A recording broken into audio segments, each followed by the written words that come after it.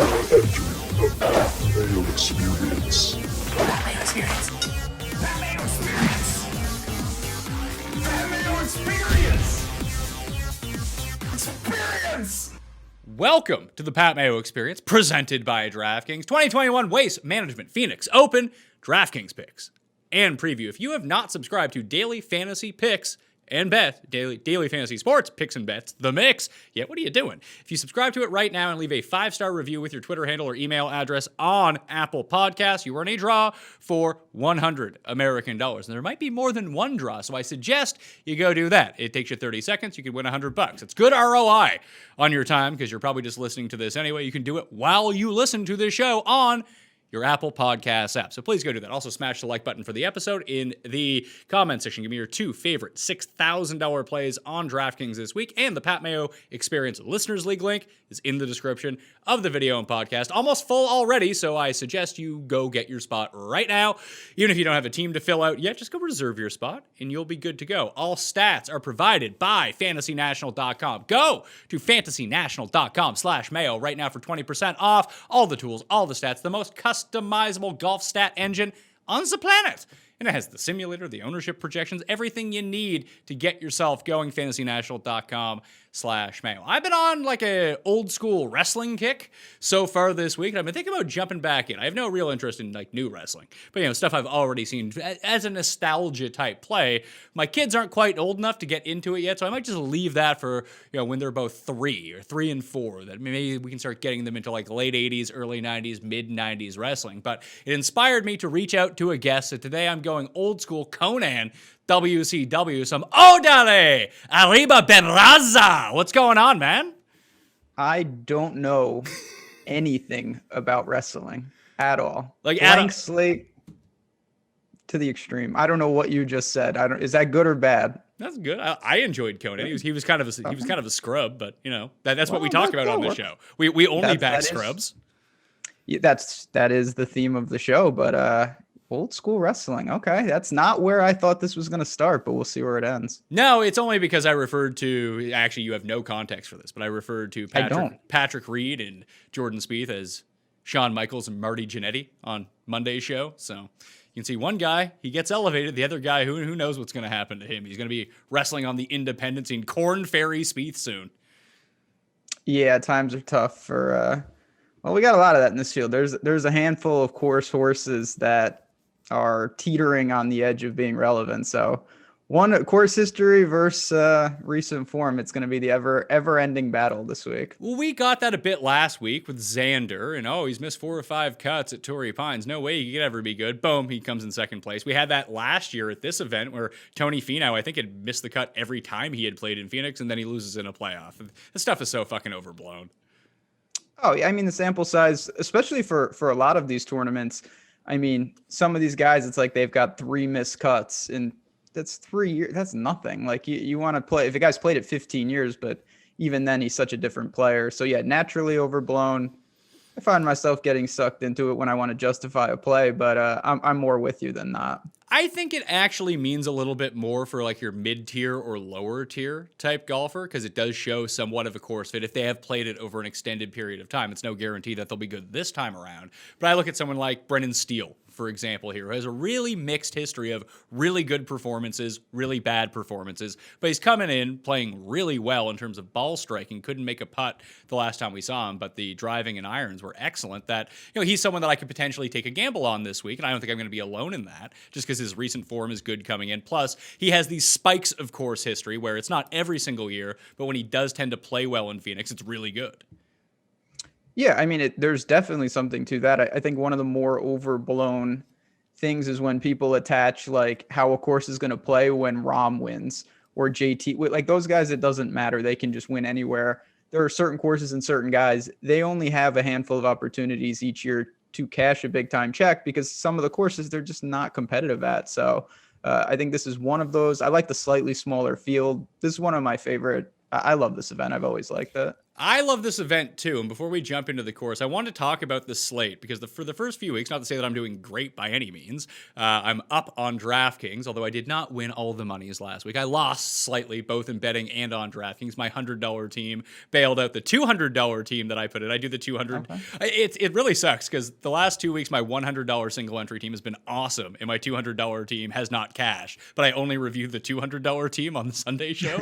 It's just a minus. It sucks. So hopefully I can end up coming through in that, but I've had a really good grasp, I feel, like what I wanted to do at least. At least in my mind, I felt very comfortable with the DraftKings slate throughout the first 4 weeks. Not so much the Tournament of Champions, because that's just a small field, but Sony, Amex, Farmers, I felt good. My lower end plays, they've been coming through, they've been making the cut, and I've been doing okay. I look at the slate this week, and I can't figure it out for the life of me of where I want to start, what I want to do.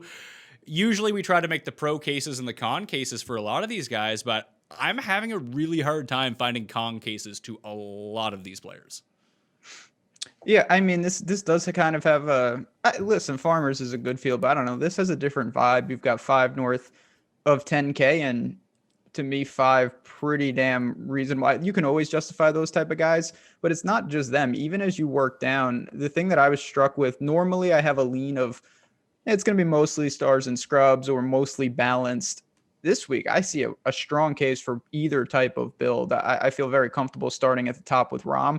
I feel comfortable making teams starting with like Burger, though. So there's a lot of different permutations right off the bat. That makes it difficult, but also kind of exciting.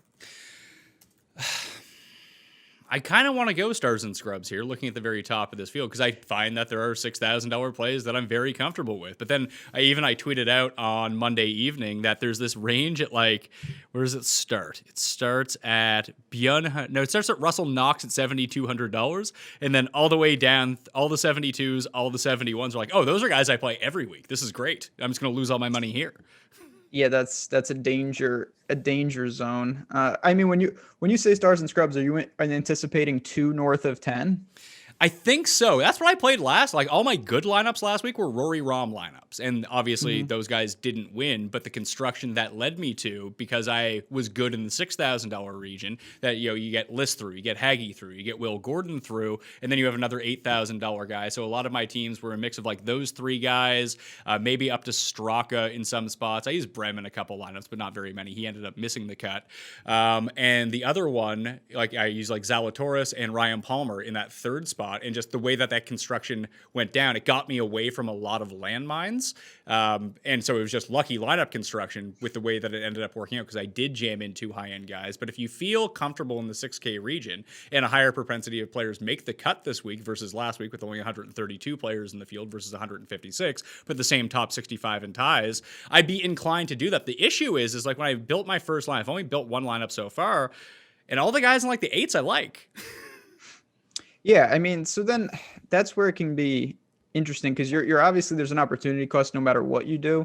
There's a ton of reasonable names in the 6s, but that doesn't mean, I don't know, I always try to experiment. Not that this is like groundbreaking, but I just feel like when people naturally like the 6K range, they start to look immediately to the top of the board. You can also have builds where it means you take like 4 guys from the upper 8s and then 2 guys down there. And that's just like a weird looking lineup, but those can be effective if you can survive the win equity that you sacrifice up top. But are you really sacrificing that much? Sure, like Rom, Xander, JT, Rory, but like, what would you say like Brooks's win equity is this week?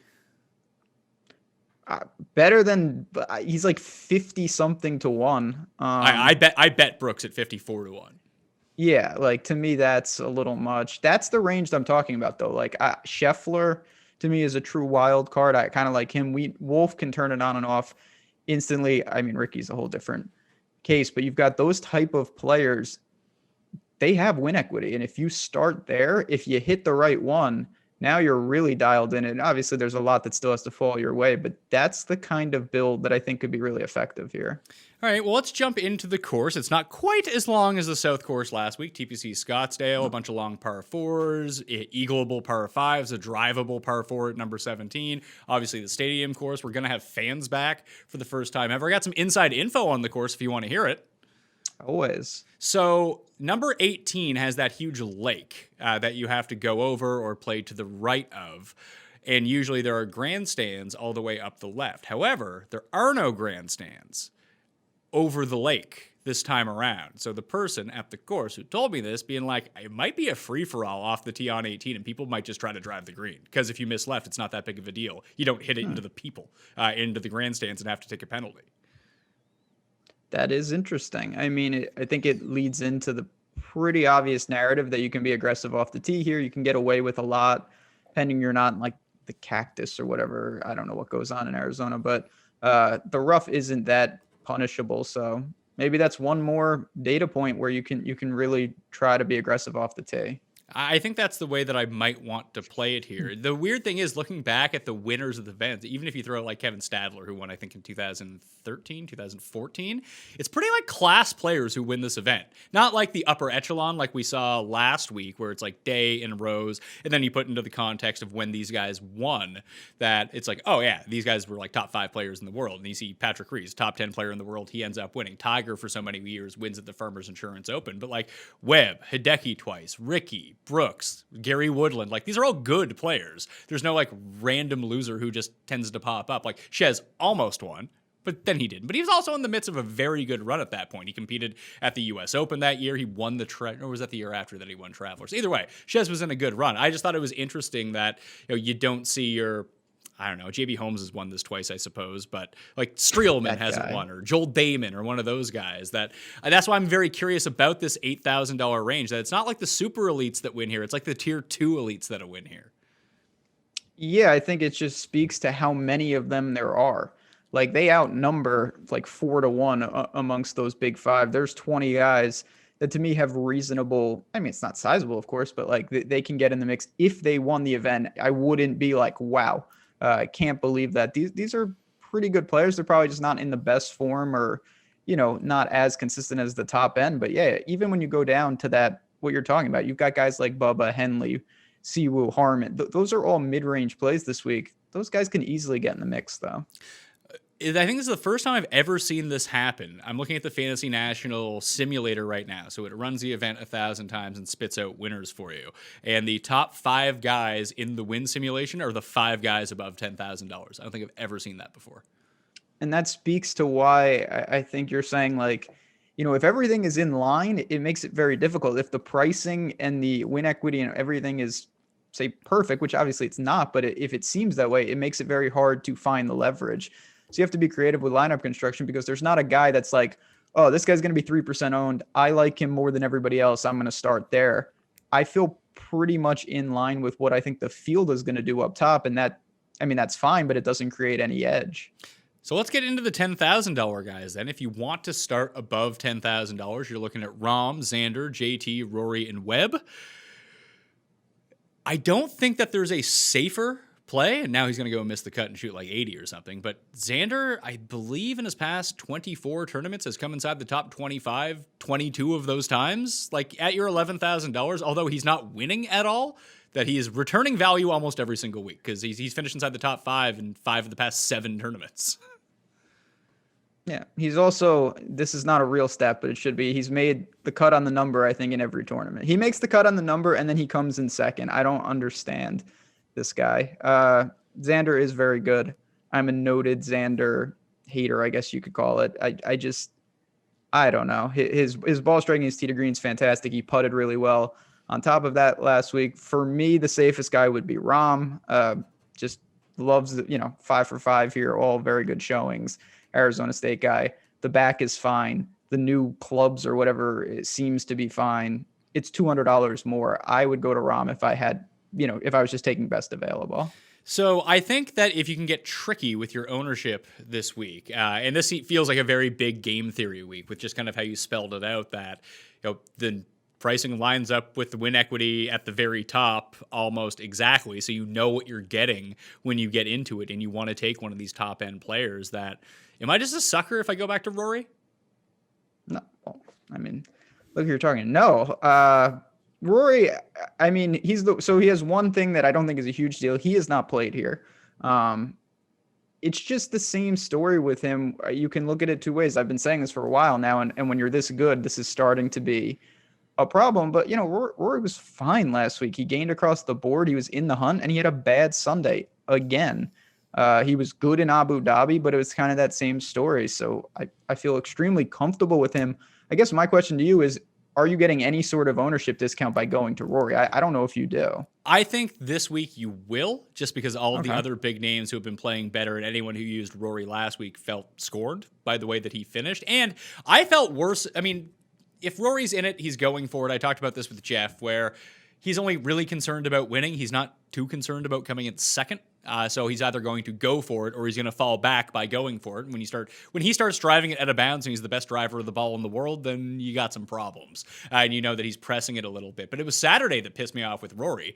It felt like he hit every green in regulation. It felt like he had a 17-foot putt on every hole. Not that I expect him to make all the 17-foot putts, but make one of them. That would be nice. He made one putt over 3 feet on Saturday. Like, that's ridiculous. Yeah, that's the Paul Casey. It's very bad. Yeah, like I said, Rory, the game is in good shape. It's just he's been knocking on the door a lot, and he's too good to not be winning some of these. Kind of like the putts. Should he be winning all of these? No, but when you're in contention time and time again, you got to find a way to finish here. And it seems like, JT, Rahm, not Xander lately, but like those guys, when they're there, they close the door more often than not. So if there's an ownership discount, I feel extremely comfortable, honestly, with any of the four.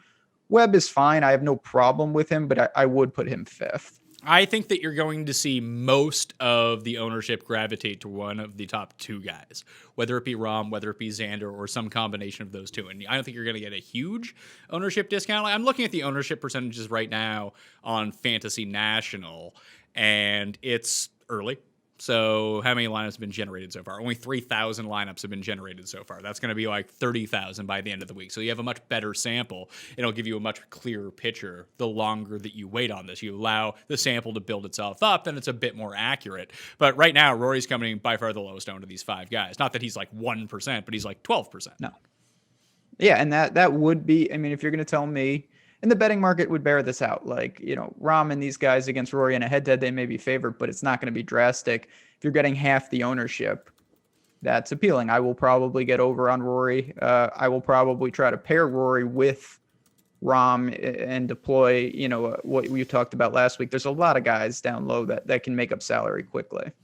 How do you feel like people are going to approach Webb, the defending champion, this week? He could not miss a putt at Sony, and somehow he didn't win against that field. And then the week before at Tournament of Champions, he couldn't drive the ball to save his life. So he hasn't had all four facets of his game firing at any point so far in 2021, but it seems like Webb has a couple of places where he just plays really, he plays well everywhere, but a couple of places he can get really over the hump. This feels like one of those places. Yeah, and it makes sense because, some of his struggles off the tee he can get away with. Great irons, great putter. You got to make putts here. Fast Bermuda. I get it. It's not, again, these guys are the top 5 for a reason. For him, though, I take the savings. There's guys in the 9s that I'd rather go to. I think fit not just as good, but close to just as good. And for me, I'd rather find the money to go up or go down. So that leaves Justin Thomas at 10-8. And the ownership projections will show him as very high.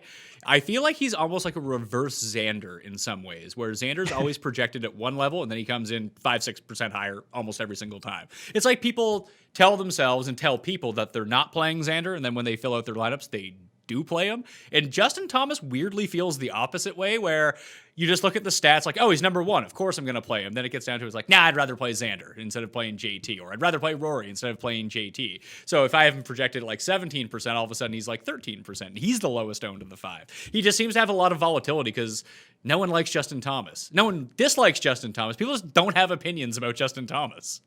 Yeah, this is true. I'm guilty of that. There's a lot of weeks where I'm just like, well, he's just amazing. You put a wedge in his hand, he's unstoppable. And then I look at my exposures, and it's just like, how did I get 6% of him? And then he's quite good. I will say, when I say I don't play Xander, then I actually don't play him, and I get punished. But that's neither here nor there. It's what you just said. I was about to say, I don't really have a strong take on JT. I think he's fine. I think he's great player, as we all know. He's unstoppable on the approach.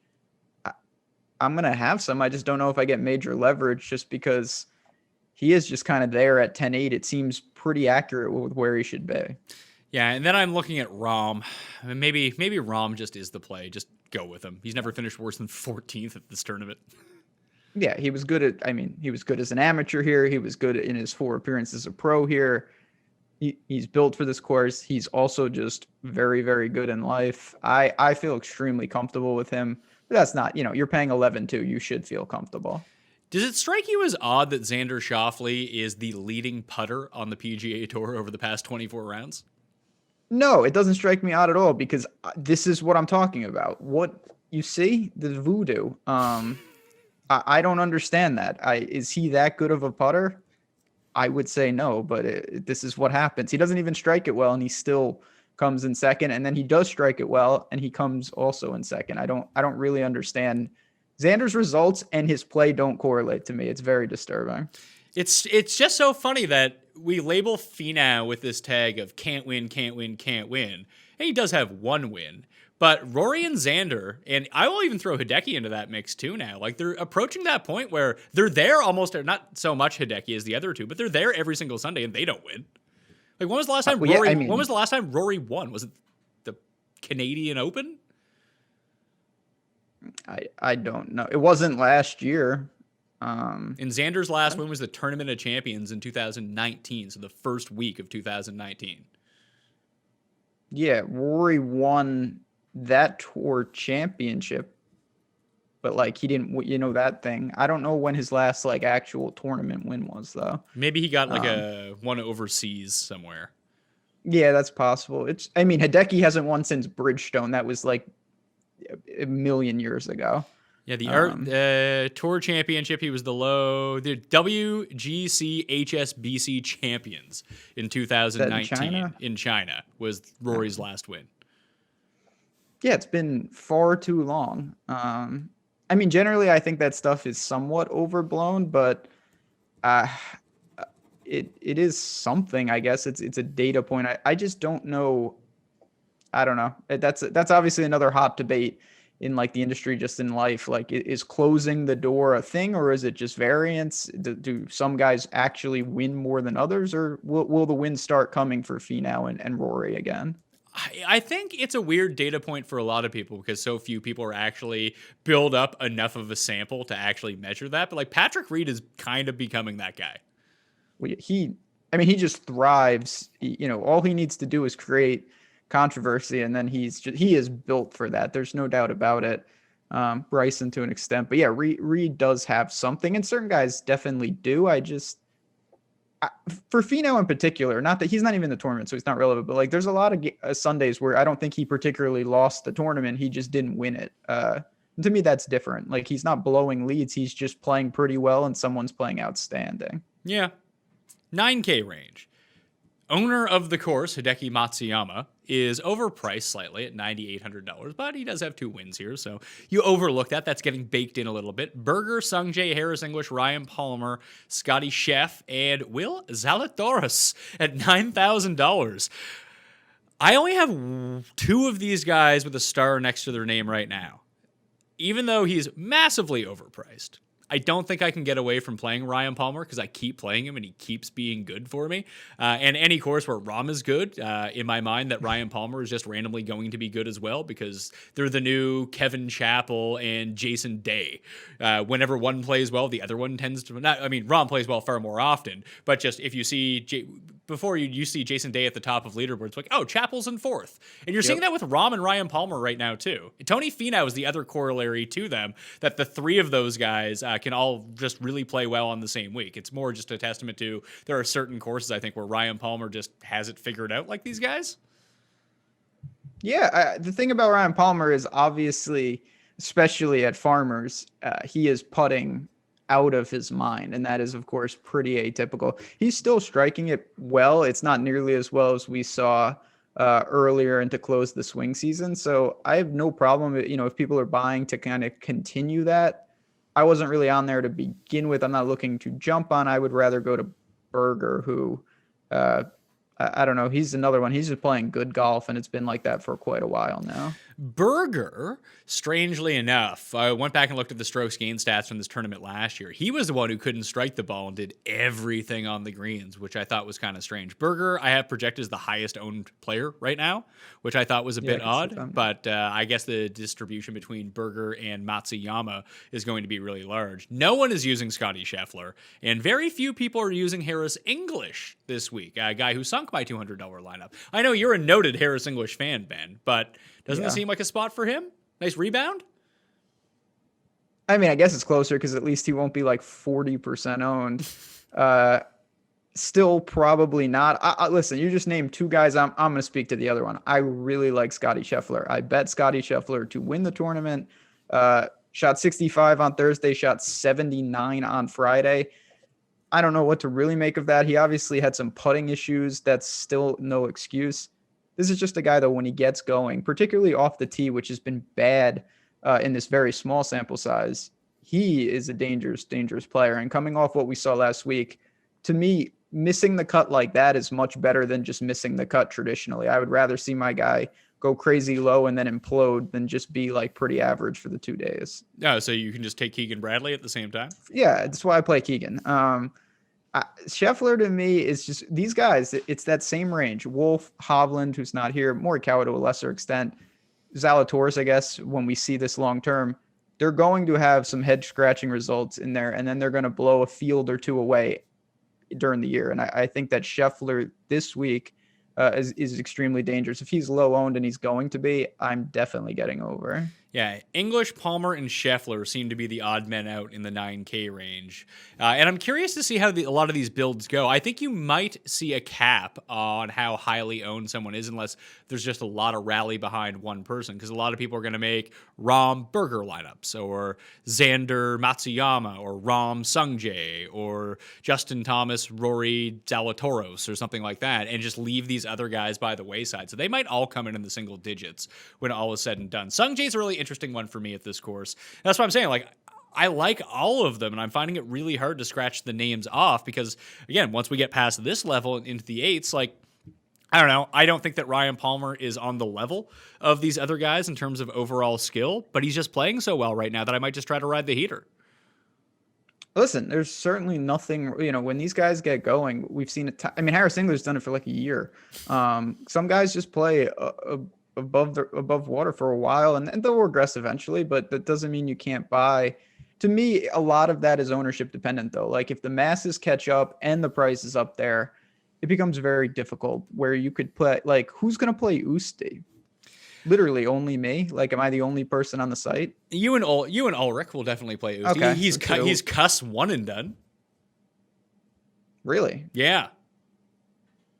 That's okay. Well, he tried to pick Finau, and then he found out that Finau wasn't playing. Should have stuck with it.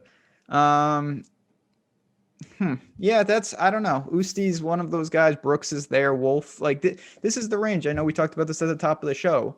Not saying these guys are safe, and I'd honestly think that there could be a miscut or two within there, but the winner could come from this little range right here. I think that's actually really possible. So the 8Ks, when it kicks off with Louis, I thought it was surprising how highly priced he was versus some of these other guys. So same. Louis, Brooks, Wolf, Bubba, Horschel, Woodland, Henley, Brian Harmon. Those are your 8Ks. Like, the team that I built, I think, is like Palmer, Brooks, Wolf, Bubba, Fowler, and like someone in like the mid sevens or like low sevens. I think that was my team. That's what I'm saying. You can take a lot of guys. You sacrifice the top, but you get 3, 4, even 5 guys that are that like second, or I guess you could call them second or third tier, who at times belong in the 10K, just not consistently. I mean, how many times has Brooks been up there? I know he's seemingly not the same player right now. Wolf, I don't know. Are you worried about him at all? Or do you think he just gave up? I'm not sure, and I think the ownership will try to bear that. I'm going to try to do some more digging in on that this week. But do I even love him at this course, though? I think I do. I love him at every course, and no one's going to use him here. You can play the chalkiest lineup ever and then just use Matthew Wolff, and you'll be fine. Yeah, and I mean, Wolff is, to me, the poster boy of, like, he's going to have some bad results, and then when he gets going, we've seen this at majors now. It's not just these made up events in like Detroit or wherever that is. When he gets going, it's unstoppable, and he can turn it on at seemingly any time. That's always going to be appealing when you're trying to beat 150,000 people. And let's see, he did not putt well last year. He played this as an amateur and came 50th 2 years ago, gained off the tee and both lost on approach. But his approach has been really good recently, even like through these struggles. The approaches have been really good. It's his driving that sucked, which is really weird because we changed drivers and all of a sudden he can't drive the ball. Yeah, I mean, it's obviously weird. It's obviously concerning. But to me, that's also, again, somewhat appealing because the stats are all there. They're just not lining up. Like his irons are good. His off the tee is a little out of control. His around the green is always weak. That's probably the biggest concern. The putter randomly pops. When you have all these things, when you mix it together, you can get an extremely volatile player, which is what he is. That's better than someone who's just going to, like Billy Ho. Now Billy Ho's going to win. But in theory, Billy Ho is just like doing his thing. I don't know. He's a lot less appealing to me in this range. No one's going to use Billy Horschel in this range at all. Yeah, I think he for gained, good reason. I think he gained 9 strokes putting at Sony for his top 10. I used him that week, and I was very happy that I got some potluck with him. But he just reverted back into Billy Horschel. He's one of those players, a lot like Patrick Reed in a way, where you look at his stats from like the past 2 weeks, you're like, what is going on with this guy? But then all of a sudden he shows up and he's a completely different player. Horschel's like the minor league version of that. Yeah, it's frustrating. He also, to his credit, when he putts, he really putts. And that's another intoxicating thing. You can't play everybody. And I mean, I like those guys who are definitely more tournament specific plays right above him. Ricky, I mean, obviously I'm not. I bet Ricky too. You're in? Yeah, I bet him. You bet Ricky. That's something that I would normally do. Yeah. I mean, he hasn't, well, he won. His last win was definitely here, was it not? It was here or Honda? Yeah. I mean, I vividly remember him when he won here. That was quite a Sunday. When he was melting down? Yeah, he was melting down, and then the Rams just lost the Super Bowl. But it was quite disturbing. His stats, it's funny that for as popular as Ricky is, and I'm usually a big-time Ricky hater. I really never really like him, but it seems like he's figuring something out tee to green. He can't putt. And that is the thing I'm always least concerned about with Ricky. The fact that he's driving it well, he's hitting his irons well, his around the green game has been rejuvenated once again, but it's the irons more than anything because when his struggles started, he just couldn't hit an iron to save his life. You see at the Amex, that's over 3 rounds. He comes 21st. He gains 1.6 strokes on approach against the field. Last week at the Farmers, a place where he really doesn't play well ever, gains 1.4 strokes on approach over those 3 rounds. He lost almost 4 strokes putting last week. Ricky very rarely loses 4 strokes putting. Well, we're going to find out because Waste Management is his domination and it's on the green. So last 6 times here, he's gained 2.5 strokes putting or more. He gained 9.5 when he won here. The guy putts every time here. So if he's going, it's kind of like Hideki with the irons. Hideki's gained 5 strokes on the approach here in 6 straight years. If Ricky can't putt here, that's a serious problem. If he can and he pairs it with what's obviously improvement tee to green, maybe you do have something. I think it's worth it if you're ever going to take a shot on him. It's like if I could find deeper odds on Matsuyama, I would probably take it as well. Just, they have the experience here. We've seen multiple champions at this course over the years. So the 3 bets I have in, strangely enough, Brooks at 54-1, Ricky at 50-1 with the top 5 along with it. And the other one's Bubba Watson at 50-1. Yeah, I mean, that's the range that Scheffler is 50-1, and that's who I bet. I like that range of guys. Wolf is 60-1. I didn't bet him, but like these are the type of players.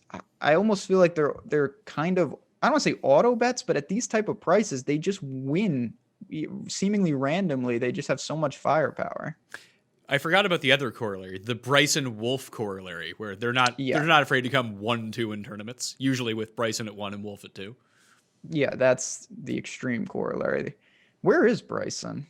He's in Saudi. That field is stacked. Yeah, danger. I forgot he was over there. Good on Jason Kokrak for getting that Saudi money. Yeah, I mean, good on him for not being here, so I don't have to deal with it. That's another good field, but this is where, what are you doing with Siwoo? He's lost more strokes than any player at this course over the past 5 years. He's the worst player in this field at this course somehow. Well, good. That makes it easy. He's been fantastic. I mean, just in life, I had him at Amex. That was quite good, as did a lot of people. Yeah, wow, he really has. No wonder I haven't stumbled upon his name as much. Holy God.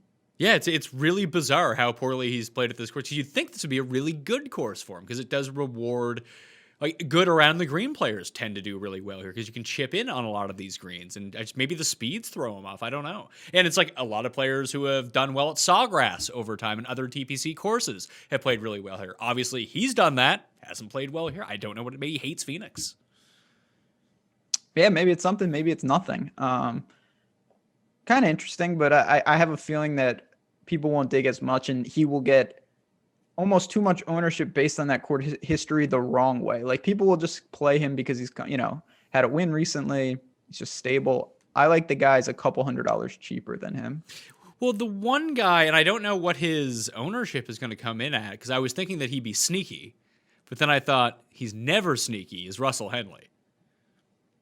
Russell, I don't know what to do with him. He killed me. He 2 weeks ago. Why is it that he and Harris English feel so out of place amongst these guys? Because the thing about Russell Henley that confuses me is his price wildly deviates. Like, he's sometimes 9,700 in fields like this, and then he's 7,400, then he's 8,200. His irons obviously are fantastic, but then he does things like Amex where it's just very blah, misses a cut, and you're just like, why am I backing this guy? He's a tough one, I'll be honest. I don't have a strong take on him. I think I would just rather find the guys in the upper. There's a couple guys in the upper sevens that I really like. Okay, so we're fading Herman then too?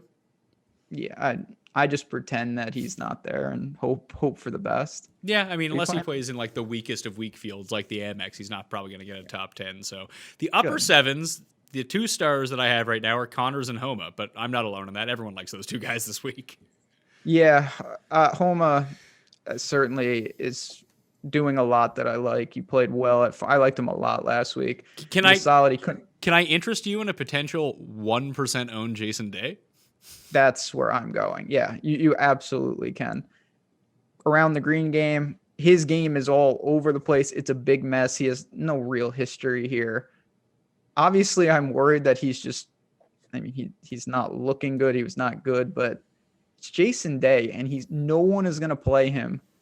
We've seen him once. Like, I'm not overly concerned just yet. Him and Burns. I don't know where Burns' ownership will be. I got Burnsy at 15%, Connors at 17%, Homa at 12%, Jason Day at 1.4% right now. Come on. Homa definitely worth the ownership regardless for me. He's just playing really well. Jason Day is got to be worth some shares. I would gladly accept the miscut with him to roll the dice if he's sub 5%. I forget. I got to go back and read the article, but Matt Jones over at RotoViz wrote a column looking at all the percentages of like chalk hit rate amongst the certain ranges, and I think this was the bet. Like, players are the best at this range, like 77 to 83. Like, if there are chalky guys in there, they tend to hit, which I thought was. I think that's what it is. I should probably go look this up as we talk about it. I'll probably have Matt. I'm going on Matt's show sometime in the next month, so maybe we can kind of flesh it out more because I have real questions about that. But I thought that was pretty cool that, if you can break it down, like, where does the chalk hit? Where does the chalk bust? Where should you fade the chalk? Where should you go along with it? And it seems like this range has a high propensity to hit versus like the low sevens. I could see that. I mean, I'm not sure exactly why that would be, but at the same time, it could just be that the caliber of player that gets on a run gets funneled here, and those are the type of guys where, it's kind of like the break-even point is still low enough that there's a lot of room to get there, but they're still good enough players that, these are some decent names, especially when you're looking at guys who are kind of moving up rather than down. Like, Day is obviously struggling. Guys that get in a groove and get up here, they're still pretty good players. So I think that's pretty interesting, actually. Let's see. Yeah, just some basic stuff from him. Let's see. He has the whole tweet here. Golfers at 20+% hit their ceiling at the same rate of golfers between 20 and 14%. Golfers that see a price jump of 18.5% have historically done very well, just in time. Chalk between 8.4K and 7.5K is completely acceptable. Golfers that hit 13.5% or higher ownership hit their ceilings about 26% of the time in this range. I think he said something there that makes a case for Louis. So I'm So definitely you're in? I think that's great research. Absolutely. So I'm gonna have to get him on to like really parse this out because it's just, I'm not smart enough to deal with that. Oh, but. give me a break, Ben. I'm more on the, if a guy's 1.5% owned and he's got some volatility to his game, sign me, especially in a field like this with short sample sizes. We've seen some of these guys twice, some of these guys once. I mean, look how many, Kevin now wins after burning people. Like Reed was playing bad until he went. These guys can flip it so quickly. I don't think I just hope he doesn't withdraw. But there's some appeal here for sure. Well, the one that appealed to me, and maybe I'll try to split these guys up, not that you need much of them, because no one wants to play these losers at the moment. Day is one of them. Champ is the other one, and Champ's driving has been fine. His approach was fine last week. He lost 5 strokes putting in 1 round.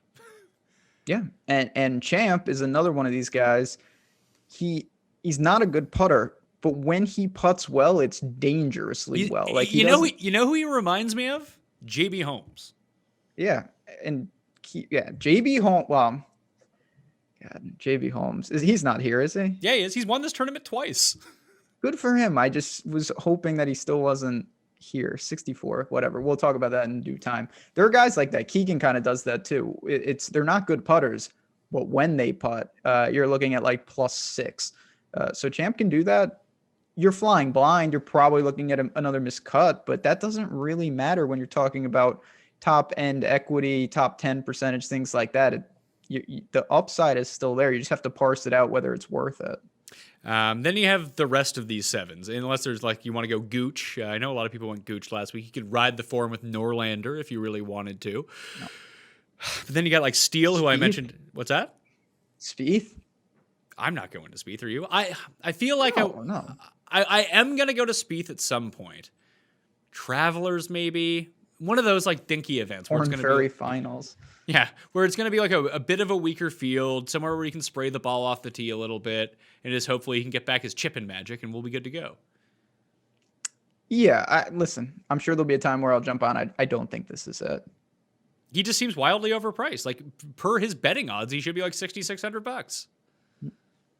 Imagine. I mean, I could. Put it this way: if you put Jordan Spieth at $6,600 this week, I don't think it affects his ownership. Oh, God. If I start getting 1v1s in my life where people are just like Mark Hubbard or Jordan Spieth, that is going to be quite a world. But I get it, yeah. I mean, how many times? I'd be curious to know how many times over the past, let's say, 18 months, 1v1 Hubbard versus Spieth. What do you think like the record is between those two?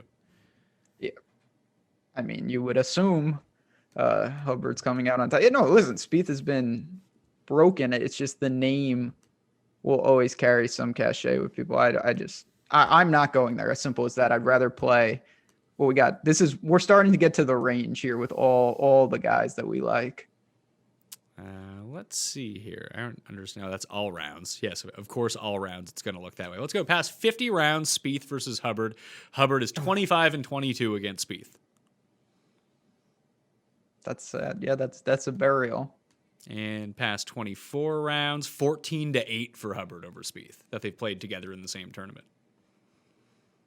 I always forget to use this tool on Fantasy National, the head-to-head Yeah, tool. it's very, very great tool. Great tool. It's a fun one to use just to actually compare them. Do you think Connors gets too chalky to use or just say fuck it and roll with him? I think he's fine. He probably will be a little overowned. To me, if I had to pick one, I would rather have Homa. I just like the way he's playing. He's got to fix the driving a little, but everything else is good, and the putter will come. It's funny, a Scottsdale guy, but it's funny with his driving. He's like an EVR type of driver where he hits 17 good drives per round, and then he puts 2 in the middle of the lake. Yeah, I mean, well, EVR is a whole different type of shenanigans. I know what you're saying, though, and I think that's good, though. Like, I know I'm speaking to this theme, though. I would rather have that. Like, you get a little more variance. You got to avoid the blowups. Homa does have some of that, but he's just playing really consistent. Short sample, but I like it. How do you feel about your boy Griot, who's just kind of playing well? Yeah, I think that people. I mean, I obviously focus on him a lot. I didn't like him last week. I thought the chipping would get him in trouble, and it did. And the ball striking actually wasn't good either. I think it's a fine bounce back spot. I do worry a little. Like the difference between him and Ben Yan is that they're both horrible putters, but Ben Yan's a great around the green player. I think here that's magnified a lot more. So that's my one concern. I think he's fine. I just prefer Ben Yan. Okay. I'm looking at this low range. I mentioned that range before, and I can't distinguish between any of them. I'm going to fade Luke List this week. I think Luke List is going to be very popular. Yes. I don't know if I like him at this course. As someone pointed out to me, like he plays hard courses. That's where his best results come in. It's not usually not this is like a super easy course, but it's like it leans on the average scale. It leans more towards easy than difficult. Theoretically, his game should set up perfectly for here, but it's Luke List. We know how this works. Yeah, so Luke List is just counterintuitive with a lot of things. I like him on shorter courses, even though you wouldn't think that. I see what you're saying. I'm just more concerned that coming off Sunday, he's going to be wildly overowned. And there's 4 or 5 guys right next to him that I feel really comfortable with. And that's the whole thing. Ben An is shaping up to be super chalky this week, which I thought was kind of strange. He did lose 8 strokes putting last week, but like that's in his range. That's a more likely outcome, it seems, than him gaining strokes putting. Oh, yeah. That's that's bad, but it's nothing alarming. That's kind of just another week. My God. What about, now everyone knows about this guy, but you are truly the first one. You always mention this guy. Obviously, you call him Johnny question marks. Cut maker machine. He wasn't good last week. Do you go to him? Johnny yeah. I think this is a much better setup for him. Like he's played well at Farmers in the past. Like he makes the cut every year. That course is just too long for him. He does not hit the ball very far at all. It's just he hits so many fairways that it can kind of roll with it. But I like John He a lot, and his putting has been bad the past 2 weeks, and generally he's a pretty good putter. The approach wasn't great at Farmers, but again, it's Farmers. He was horrendous on the greens on the weekend at Amex. I used him a lot that week, and I think he lost over 4 strokes putting in the final 2 rounds combined, and he was putting from 8 feet every single time. I know, because I was shot tracking him. Not that I could watch him anywhere. So Lord knows what he's probably embedding his ball the entire time and like kicking it down the fairway. No one would know because there's no cameras. But I like him. I'm going to him again. Yeah, I had not been on him. I thought last week was a terrible spot. You just look at this is someone who's been around in all his big time finishes. Mayakoba winner, Heritage, Wyndham, Waste Management. Like this is much better fit for him. I think the ownership will dissipate a little bit. Knox is staring me right in the face. I want to go there. The approach has been good. I get it. I just don't know. I'm going to have a finite amount of shares, and it's going to be for Knox, Wyndham Clark, Aaron Wise, Munoz probably. Those are the type of guys. So on DraftKings Sportsbook, Munoz is 175 to 1 right now. Every other sport, because I can't bet on DraftKings Sportsbook in Canada, it's not available here. On every sportsbook I have access to, he's like 75 to 1. Yeah, that's that speaks to the price of odd shopping for sure. But 175 to 1 is a really good number. I'm playing Munoz at 7,100. He's probably my favorite play of all these guys. And I don't want to give away too much because you should become a member at fantasynational.com/Mayo to get yourself that discount. But in the win simulator, the simulator always loves Munoz. It didn't for a while, but now he's getting back to that point. He's top 10 in win equity this week by the simulator. Interesting. Yeah. Listen, this is a guy, he had a great 2020. He's a Bermuda guy. I like him. Aaron Wise is there, and I obviously like him as well. Don't we? Didn't we figure out that we only play him at coastal courses? Yeah, we did figure that out, and then this is kind of by the coast. He should be playing in Saudi. He honestly should. Basically, any tournament that Graham McDowell has won in the past, just play Aaron Wise there. He's the new Chapel Day. He's also honorable mention. Those guys, neither of them ever play well, so we never get to find out. But at Amex, he just couldn't putt. The ball striking is okay. Yeah. Could do worse. I'm Live a little. looking at Munoz right now. Approach he's gained in 7 of his past 8 rounds. It's the putting. Like he lost over 2 strokes putting in the final round at Sony. I recall that again because I was shot trackering him all day. But come on, make this 4-foot putt, Seb. No, miss. Thanks. It was like watching Luke List on Saturday, which was just a fucking disaster. Well, that. It's not like he putted, and it's not even like he putted well on Sunday. He just struck the shit out of the ball and made his 4-footers. Some of these guys, it's, yeah, I mean, Adam Scott actually made his fair amount, but it was just, there's so many of them. This is another range similar to the high 8s. I think this is where, I'm not saying the winner's coming out of, but there's definitely some guys here that are going to be key linchpins. What do you make of Wyndham Clark? I've been playing him a lot. It's been fine. It's been solid, but it hasn't been groundbreaking either. So if Rom had won last week, I would have won the $100 single entry, just straight up. That's all I needed to happen, but obviously he didn't win, so I ended up coming like 11th, I think, because I needed those win points and to take them away from Patrick Reed. And also in that lineup, I had Wyndham Clark and Brandon Heggie and Will Gordon. Those were the 3 guys that I had in it. And Clark, the approaches are really bad. Like he's all driving and all putting. So if you can just get like it's funny because we talk about someone like Ben An. It's like if Ben An could just putt like field neutral, he would win events in some of these weeks where he just strikes the shit out of the ball. With Wyndham Clark, if he could just hit it's like the Denny McCarthy type thing. Like if you catch him on one of these putting weeks when he putts well, and he tends to putt well, if you can just get a break-even week from his fucking wedges, he would be great. He was the first round leader here a year ago and then just gagged it all away. I don't know, he's a scorer, which I do like. He's made 3 cuts in a row. I have a hard time saying that I like Wyndham Clark more than Munoz, more than Knox, more than even Adam Long. I don't know why I like Adam Long so much because he burned me at Amex too, but I don't know. Like there are certain, like all these guys kind of, isn't this a hard week? Very difficult. Wyndham Clark to me though is just one of the guys, he does it differently. I know he's not like these guys, but Bryson and Champ, they there is a formula. If you can really dominate off the tee and make your putts, unless you really are off, you can mitigate what he does, and he's been doing it a little. Like he loses on the approach, but I'm not going to say it doesn't matter, but it's not a death sentence. So I kind of am interested in him once again. I wish he could just be a little better with the irons, of course. I like him better than Aaron Wise. Well, that's not saying much. Do you have any faith in Straka? Because Straka pulled a covert Luke List last weekend. Like he was a disaster to end Friday. Almost missed the cut. Then he was like 6 over on Saturday. But then I think he was like 7. I think he had the round of the day on Sunday and no one noticed. Yeah, it was like a quiet 65. The problem I have with Straka is that he's doing exactly what Wyndham Clark is, except his strength of his game is the iron. So it's like, I don't know what to think is. Like his short game is not good. His around the green game is not good.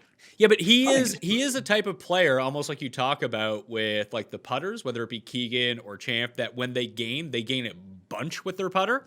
He tends to be relatively even. Like he gains putting more often than not, but he's a huge swing either way. Like last week he gained 4. The week before he lost 3.5 at RSM. In 3 rounds. He lost 5.5 the week before in Houston. He gained 6.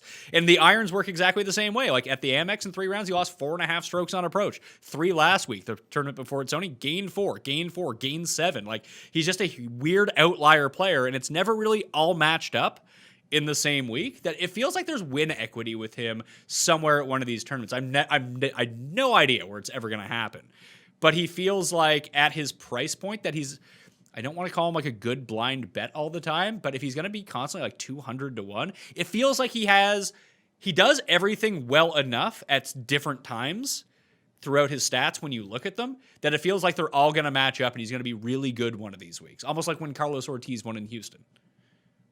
Yeah, I mean, there is one guy on tour that I say this about more than anyone, and it's Dylan Fratelli. Like, and the week that he won was the week that he just putted the lights out. Like he randomly putts crazy. He gets crazy hot with the iron. Sometimes on like just Sunday. Great driver. That type of thing. The problem is what you just said. it is so hard to predict when it's all going to align, and you kind of have to buy in like a macro way and just say like, I'm going to play 10% of this guy for 2 months, no matter what. And you just see what you get.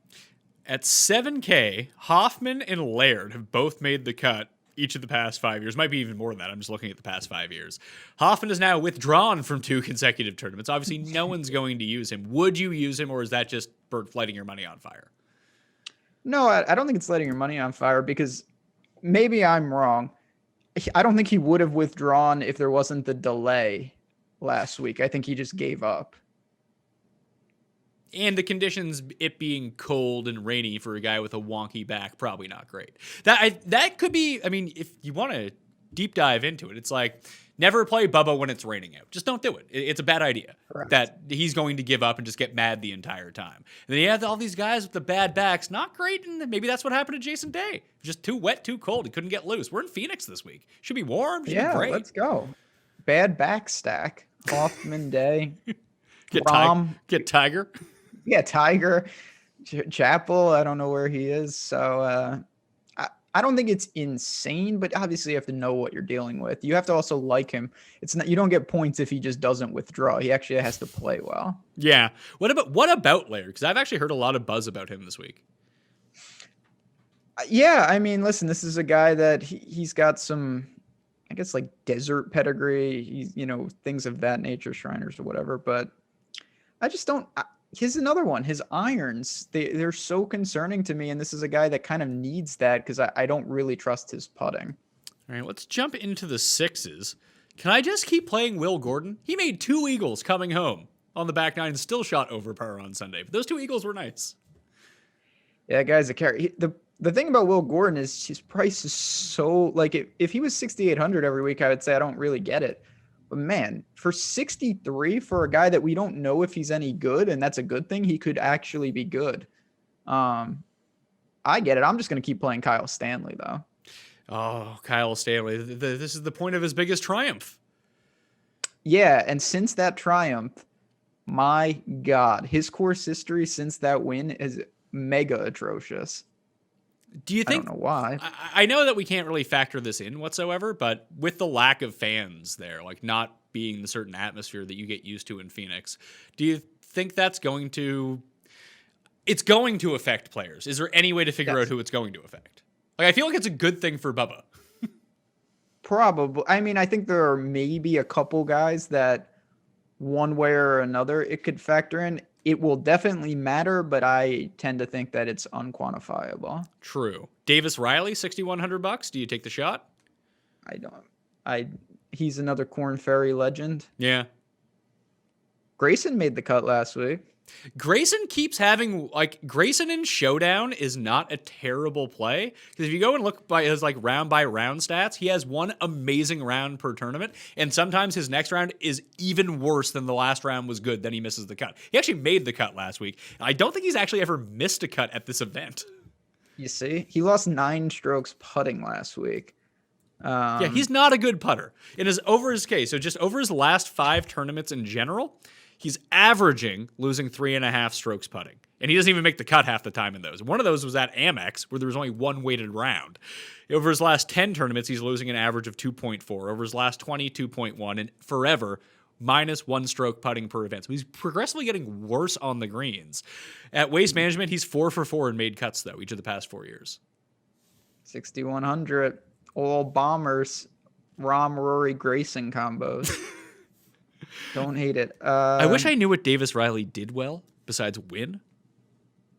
Yeah, I mean, I tend to be late on him and John Augustine. Well, Augustine is a real pedigree, the guy though. He was the runner-up to Kenneth from 30 Rock at the U.S. Amateur in 2019. Ogletree, who I played last week, sucked. Yeah, I mean, I just tend to wait. I really think too many people want to play these guys. Just give me people that I've seen. I'd rather blindly back Doc Redman, or Stanley. Stanley's just good, so I'm back with Kyle Stanley. Let's see. It's been a while for Davis Riley is the problem. Like, he had 4 missed cuts in a row before making the cut on the Corn Ferry Tour at the end of the year. He hasn't played since. When we have 2 wins last year on the Corn Ferry Tour. He's a good player. I have no idea how old he is. Let's see here. Born in, he's 24. So he's a younger guy. What does he do well? Where are your stats here? Oh, Panama. Robbie Shelton. That's funny. San Antonio championship he won. Panama championship he won. Those are like tougher courses on the Corn Ferry Tour, I feel like. Like some of the harder ones in the wind. Maybe he's a guy to look out for there. Driving distance, 15th on the Corn Ferry Tour. Hits it like 317 off the tee. That's not bad. Okay.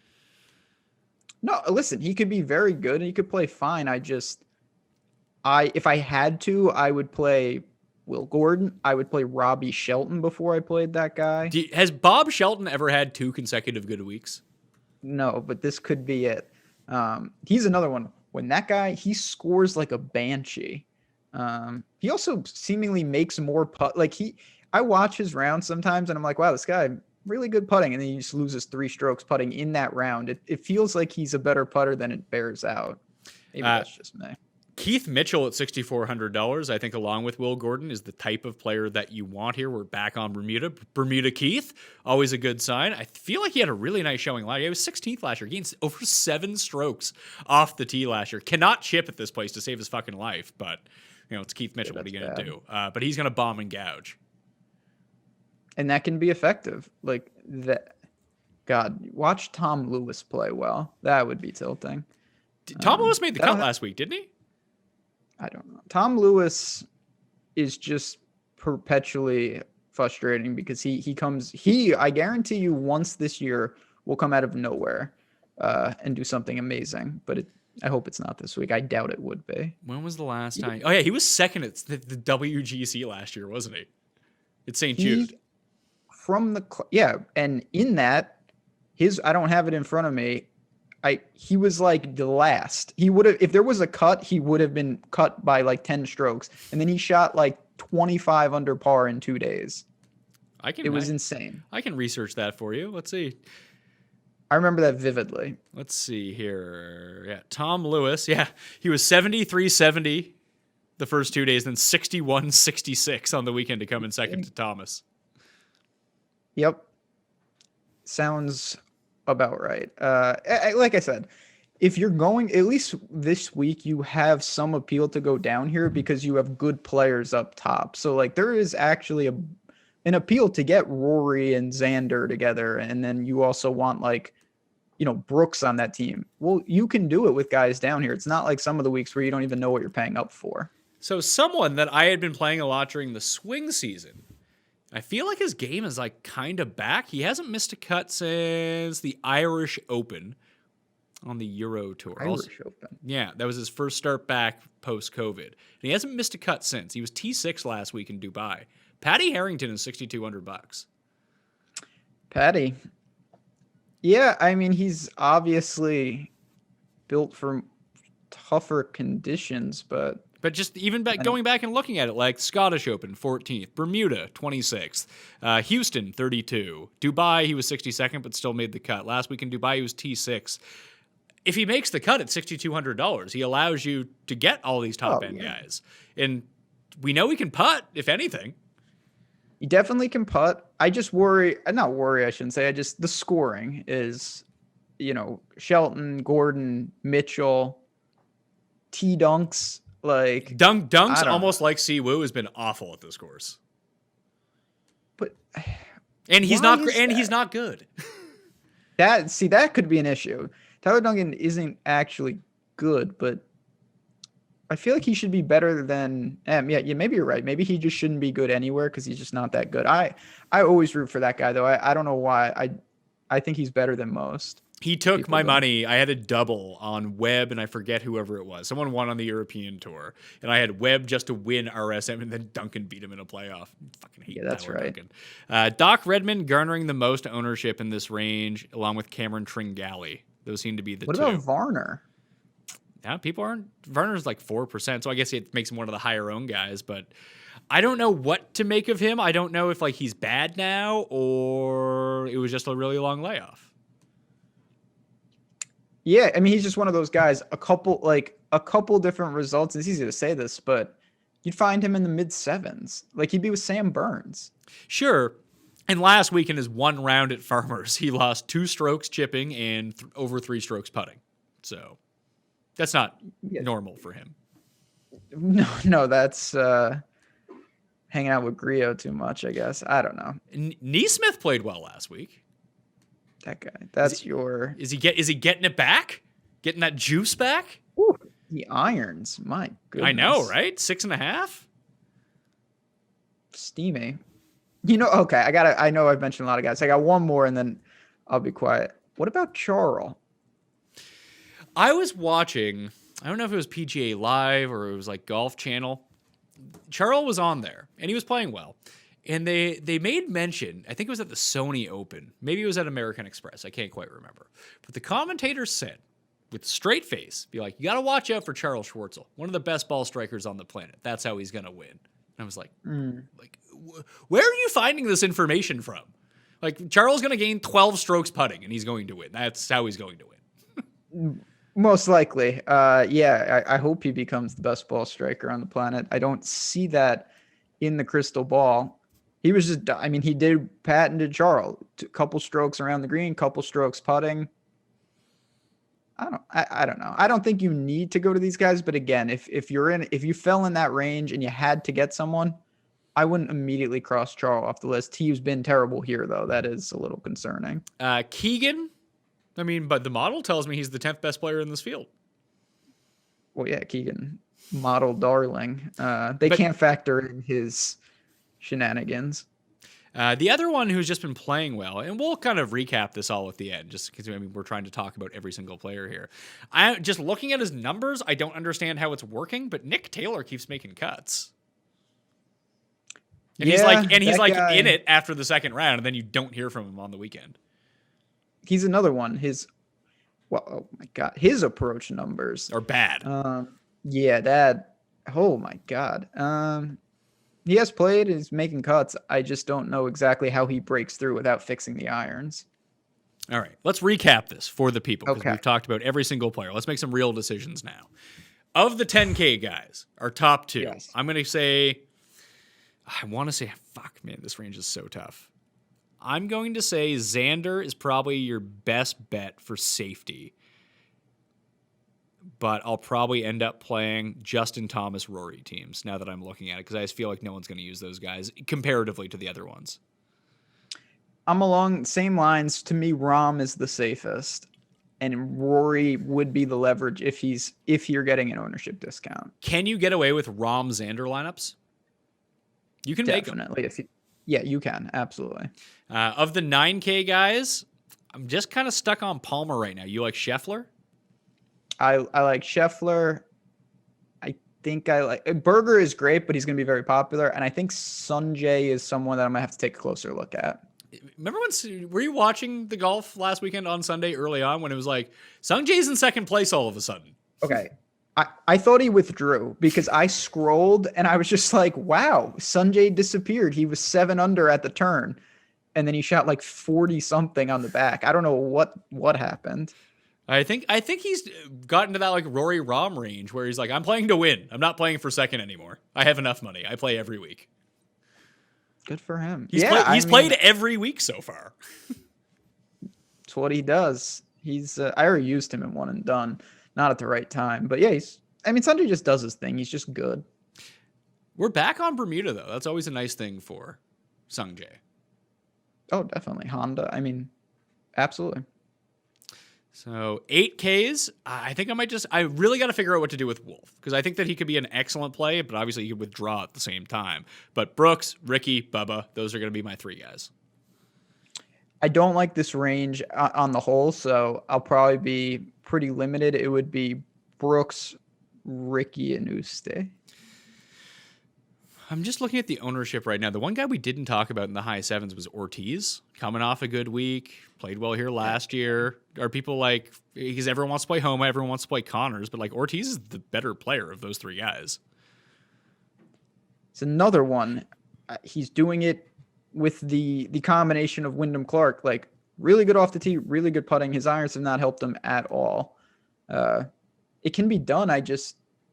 I'm going to take the chalk in this range because I have a feeling I'm going to be pretty different elsewhere. Well, you also like Jason Day at $7,800. I think a combination of Day and Champ or one of those two guys is a huge differentiator. You don't need a lot to get over the field because I think their combined ownership will be 3%. I like those guys.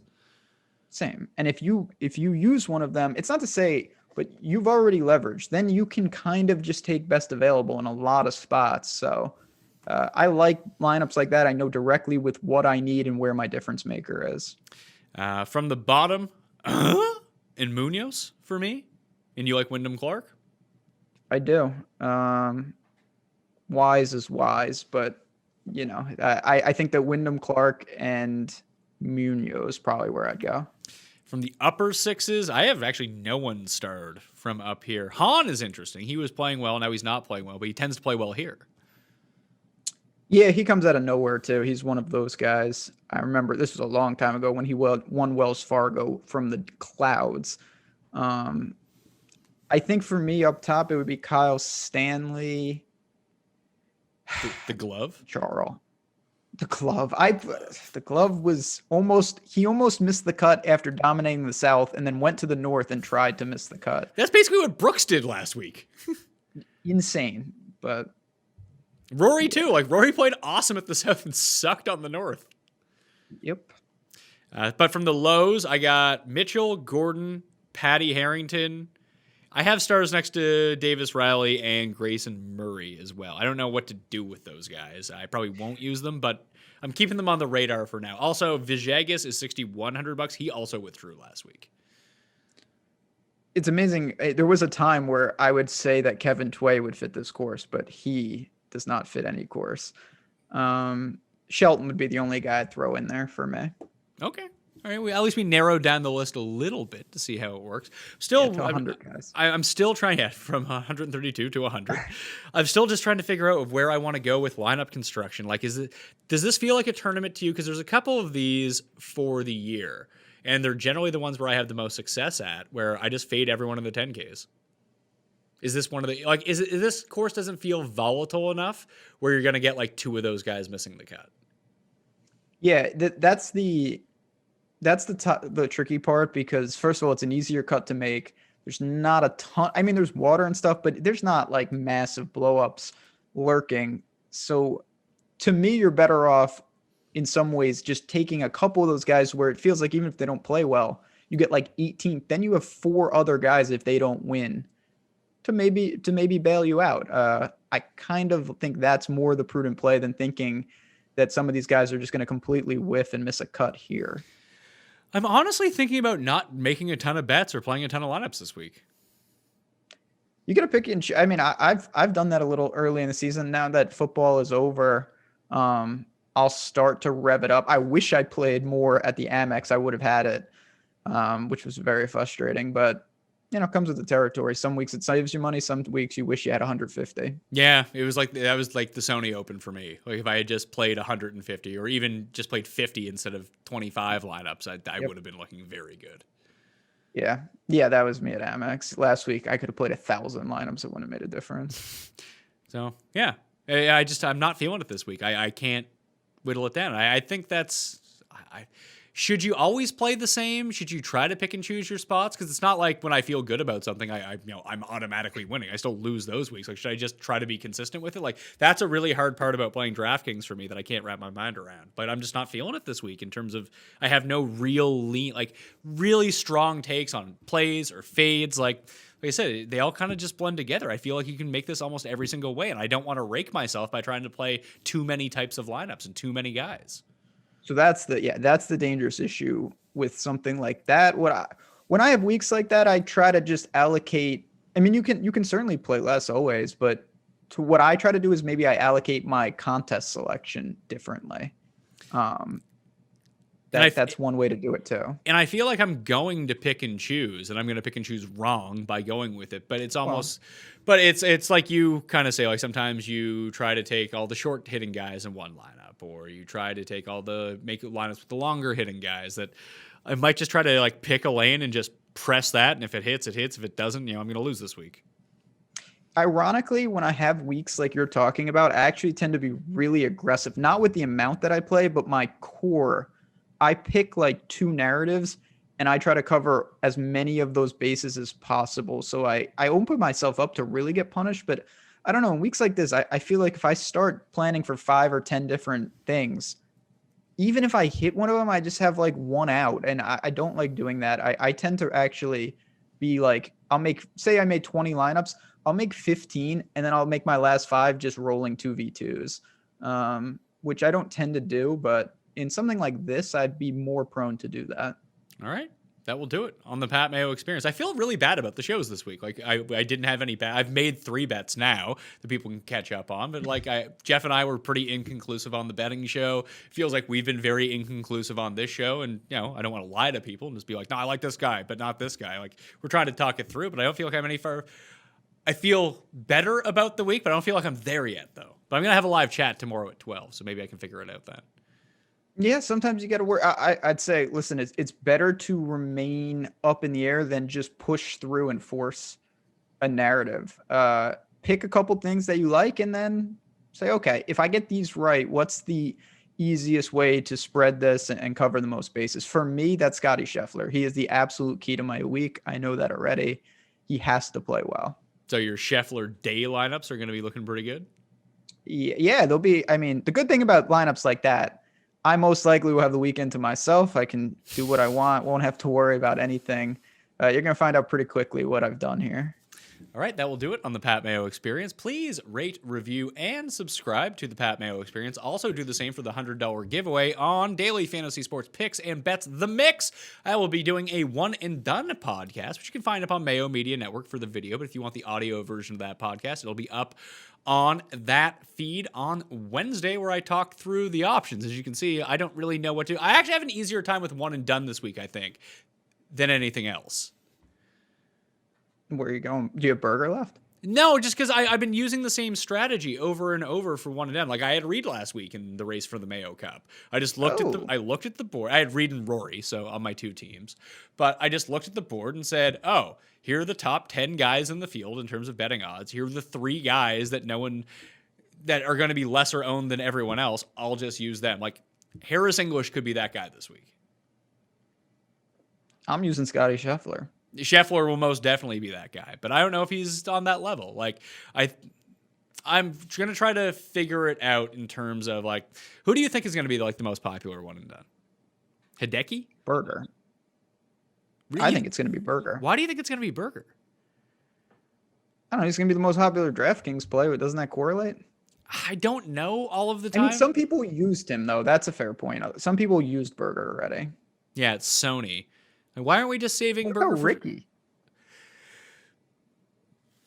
I was thinking more like Brooks because Ooh, really? Very volatile. And if people are ever going to use Brooks, they'll save him for like the US Open. They'll save him for a big spot. He's a big game guy, but like he's won here before. Like if he gets the win, I feel like he's a 1%er.